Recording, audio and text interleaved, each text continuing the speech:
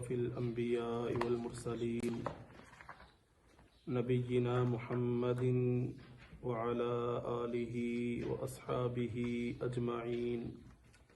ومن تبعهم بإحسان إلى يوم الدين أما بعد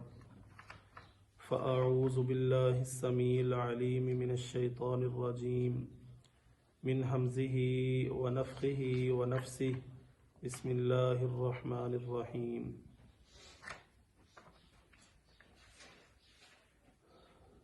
قل آپ کہہ دیں صدق اللہ سچ فرمایا ہے اللہ تعالی نے فاتبعوا پس تم پیروی کرو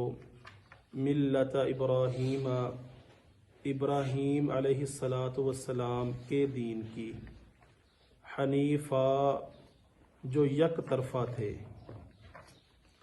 وما کان من المشرکین اور وہ مشرکوں میں سے نہیں تھے۔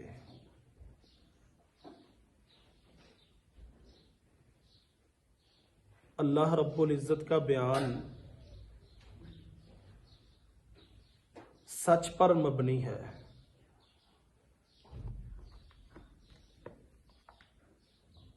پچھلی آیات میں کھانے کی قسم کے حوالے سے تذکرہ ہو رہا تھا، تو کھانے کی یہ قسم پہلے حلال تھی کہ کوئی چیز بندہ اپنے اوپر حرام کر لے جو اللہ رب العزت نے حلال کی ہے۔ اس کے بعد اسرائیل اور ان کی اولاد پر حرام کر دی گئی، یعقوب علیہ السلام پر اور ان کی اولاد پر یہ قسم حرام کر دی گئی تھی کہ جس چیز کو اللہ نے حلال کیا ہے تو انسان قسم کھا کر اس کو اپنے اوپر حرام نہ کرے۔ تو یہاں پر جو اللہ رب العزت نے نسخ بیان کیا ہے، یعنی کسی چیز کو پہلے نازل کیا پھر اس چیز کو منسوخ کر دیا، اس کو کہتے ہیں نسخ، جو کہ پہلی آسمانی کتابوں کے اندر بھی موجود تھا اور قرآن مجید کے اندر بھی ناسخ و منسوخ کے احکام موجود ہیں۔ کچھ ایسی آیات قرآن مجید کے اندر موجود ہیں جو پڑھنے کے اعتبار سے تو ہم اس کی تلاوت ویسے ہی کریں گے جیسے دوسری آیات کی تلاوت کرتے ہیں، اور اس کا اجر و ثواب بھی ہمیں ویسے ہی ملے گا، لیکن ان کا حکم منسوخ ہو چکا ہے، ان آیات کو ناسخ کہا جاتا ہے۔ تو نسخ کا جو حکم ہے وہ صحیح ہے، تمہارا شبہ باطل ہے، یہود کا جو شبہ تھا وہ باطل ہے۔ رسول اللہ صلی اللہ علیہ وسلم نے جو ان کے حلال ہونے کا فتویٰ دیا یہ عین ملت ابراہیم علیہ السلام کے مطابق ہے، یعنی اونٹ کا گوشت اور اونٹنی کا دودھ، اس کے حلال ہونے کا جو رسول اللہ صلی اللہ علیہ وسلم نے فتویٰ دیا تھا وہ عین ملت ابراہیم علیہ السلام کے مطابق تھا۔ یہود کہتے تھے کہ اونٹ کا گوشت ملت ابراہیمی میں حلال نہیں ہے، نبی اکرم صلی اللہ علیہ وسلم نے کہا نہیں حلال ہے، تو یہ عین ملت ابراہیم علیہ السلام کے مطابق ہے، لہٰذا تم بھی، یہود کو یہ دعوت ہے کہ تم بھی دین اسلام کے اندر داخل ہو جاؤ اور اصول اور فروع کے اعتبار سے عین دین ابراہیم کے مطابق ہے دین اسلام۔ اگر ہم اس کے اصولوں کو پڑھیں، اس کی فروع کو اگر ہم پڑھے تو یہ دین اسلام دین ابراہیم علیہ السلام کے مطابق ہے۔ اگلی آیت میں اللہ رب العزت فرماتے ہیں ان اولا بے شک پہلا بیتوں گھر وضع مقرر کیا گیا للناسی لوگوں کے لیے للذی جو ببکۃ مکہ میں ہے مبارکن برکت والا وہدن اور ہدایت والا للعالمین تمام جہانوں کے لیے۔ اس آیت کے اندر اللہ رب العزت نے اہل یہود کے دوسرے شبے کا جواب دیا ہے۔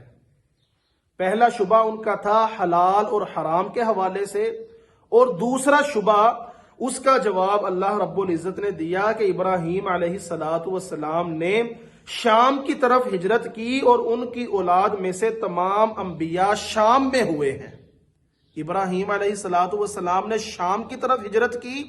اور ان کی اولاد میں سے جتنے بھی انبیاء علیہ السلام مبعوث کیے گئے ہیں وہ شام میں ہوئے تھے، اور ان کا قبلہ بیت المقدس تھا، اور مسلمانوں نے اس قدیم قبلے کو چھوڑ کر کعبہ کو قبلہ بنا لیا۔ پھر یہ ملت ابراہیم علیہ السلام کے مطابق کیسے ہو سکتے ہیں؟ یہود کا یہ اعتراض تھا کہ ابراہیم علیہ السلام شام کی طرف ہجرت کر کے گئے،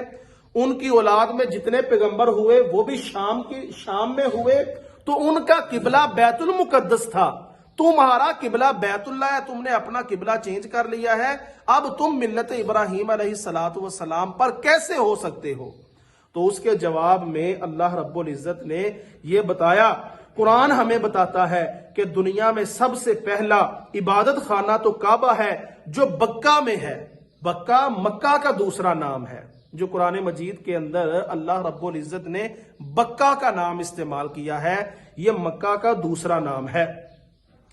جسے اللہ تعالیٰ نے شرف قبولیت بخشا ہے۔ اس پر بہت سے واضح دلائل موجود ہیں، جن میں سے ایک دلیل یہ ہے کہ دور جاہلیت کے اندر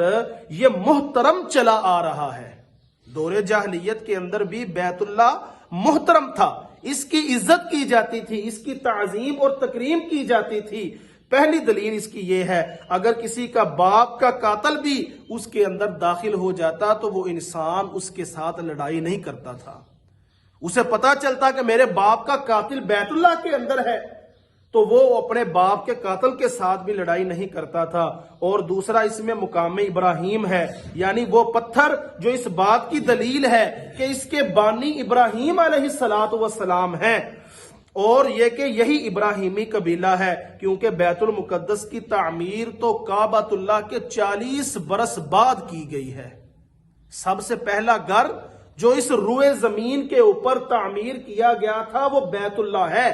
جس کو ابراہیم علیہ السلام نے تعمیر کیا تھا، وہ اس کے بانی ہیں، جبکہ بیت المقدس وہ کعبۃ اللہ کے 40 برس بعد تعمیر کیا گیا تھا۔ تو پھر ابراہیم علیہ السلام کا قبلہ بیت المقدس کیسے ہو سکتا ہے جبکہ وہ بیت اللہ کے 40 برس بعد تعمیر کیا گیا ہے؟ تو تمہارا یہ اعتراض بھی جھوٹا ہے، یہ اعتراض بھی تمہارا نہیں بنتا۔ حضرت ابو ذر رضی اللہ تعالیٰ عنہ بیان کرتے ہیں، میں نے رسول اللہ صلی اللہ علیہ وسلم سے سوال کیا، اے اللہ کے رسول، روئے زمین پر سب سے پہلی مسجد کون سی بنائی گئی؟ رسول اللہ صلی اللہ علیہ وسلم نے جواب دیا، مسجد حرام یعنی بیت اللہ۔ پھر پوچھا اس کے بعد کون سی مسجد تعمیر کی گئی؟ تو نبی اکرم صلی اللہ علیہ وسلم نے فرمایا مسجد اقصی، بیت المقدس۔ فرمایا ان دونوں کے درمیان کتنا عرصہ ہے؟ رسول اللہ صلی اللہ علیہ وسلم نے فرمایا ان دونوں کے درمیان 40 برس کا عرصہ ہے۔ 40 سال بعد بیت اللہ کے مسجد اقصی تعمیر کی گئی تھی۔ اگلی آیت میں اللہ رب العزت فرماتے ہیں فیہ، اس میں آیات نشانیاں ہیں، بینات کھلی، مقام ابراہیم، مقام ابراہیم، ومن دخلہ، اور جو داخل ہوا اس میں، کانا ہو گیا آمنا امن والا، وللہ، اور اللہ کے لیے، علی الناس لوگوں پر، حج البیتی خانہ کعبہ کا حج کرنا، من استطاع قدرت رکھتا ہو جو الیہ اس کی طرف، سبیلا راستے کی، ومن اور جو کفرا جس نے کفر کیا، فإن اللہ تو بے شک اللہ تعالی، غنی بے نیاز ہے، عن العالمین جہان والوں سے۔ رسول اللہ صلی اللہ علیہ وسلم کی بڑی مشہور حدیث ہے، صحیح البخاری کے اندر یہ حدیث موجود ہے۔ رسول اللہ صلی اللہ علیہ وسلم نے فرمایا کہ اسلام کی بنیاد 5 چیزوں پر رکھی گئی ہے، شہادتین کا اقرار کرنا، نماز ادا کرنا، زکوٰۃ ادا کرنا، بیت اللہ کا حج کرنا، اور رمضان المبارک کے روزے رکھنا۔ یہ اسلام کی 5 بنیادیں ہیں۔ اور حضرت عبداللہ بن عباس رضی اللہ تعالیٰ عنہ بیان کرتے ہیں، ہر عاقل اور بالغ مسلمان پر جو کعبہ تک پہنچنے کی استطاعت رکھتا ہے، اس پر عمر بھر میں 1 مرتبہ حج کرنا فرض ہے۔ ہر عاقل اور بالغ مسلمان جو بیت اللہ کی طرف جانے کی استطاعت رکھتا ہے اس پر زندگی کے اندر ایک مرتبہ حج کرنا فرض ہے، اور من استطاع الیہ سبیلا جو اس کے راستے کی استطاعت رکھتا ہے، اس کے اندر کون کون سی چیزیں آتی ہیں۔ استطاعت کی تفسیر حدیث کے اندر زاد راہ اور سواری سے کی گئی ہے۔ استطاعت سے مراد کیا ہے؟ زاد راہ، یعنی انسان نے اپنے گھر سے بیت اللہ کا سفر کرنا ہے، اور یہ لمبا سفر ہوا کرتا تھا کسی وقت کے اندر، اب تو چند گھنٹوں کا سفر رہ گیا ہے، کسی وقت کے اندر مہینوں لگا کرتے تھے اپنے گھر سے یا کسی بھی علاقے سے بیت اللہ کی طرف جانے کے لیے۔ تو من استطاع الیہ سبیلا کا مطلب یہ ہے کہ زاد راہ، راستے کے اندر اس انسان کو جس چیز کی ضرورت پڑنی ہے وہ اس کے پاس موجود ہو، اس کا مطلب ہے زاد راہ۔ اور پھر سواری بھی من استطاع الیہ سبیلا کے اندر آتی ہے، انسان کے پاس سواری نہیں، وہ کیسے بیت اللہ کی طرف جا سکتا ہے؟ تو من استطاع الیہ سبیلا کے اندر زاد راہ، جس چیز کی انسان کو راستے کے اندر ضرورت پڑ سکتی ہے وہ، اور دوسرا سواری کا مہیا ہونا بھی من استطاع الیہ سبیلا کے اندر شامل ہے۔ اور استطاعت کے مفہوم میں راستے کا پرامن ہونا، جان اور مال کے تلف ہونے کا اندیشہ نہ ہونا بھی شامل ہے، اور عورت کے لیے محرم کا ساتھ ہونا بھی ضروری ہے۔ استطاعت کے اندر راستے کا پرامن ہونا، یعنی انسان کو کسی قسم کا کوئی خطرہ لاحق نہ ہو کہ میں نے بیت اللہ کا سفر کرنا ہے، میری جان کا خطرہ مجھے ہے، یا میرے مال کا خطرہ ہے، یا مجھے میری عزت کا خطرہ ہے، یہ خطرہ بھی انسان کو کسی قسم کا نہ ہو۔ اور دوسرا، عورت کے لیے محرم کا ساتھ ہونا بھی ضروری ہے۔ حدیث سے معلوم ہوتا ہے اگر مالی استطاعت ہو مگر جسمانی نہ ہو تو کوئی دوسرا اس جگہ پر حج کر لے، یعنی جس انسان کے پاس مالی استطاعت وہ موجود ہے لیکن جسمانی استطاعت موجود نہیں ہے، وہ بوڑھا ہو چکا ہے یا اس کے جسم کے اندر کوئی ایسا نقص پڑ گیا ہے کہ وہ بیت اللہ کا حج نہیں کر سکتا، تو اس شخص کی جگہ پر کوئی دوسرا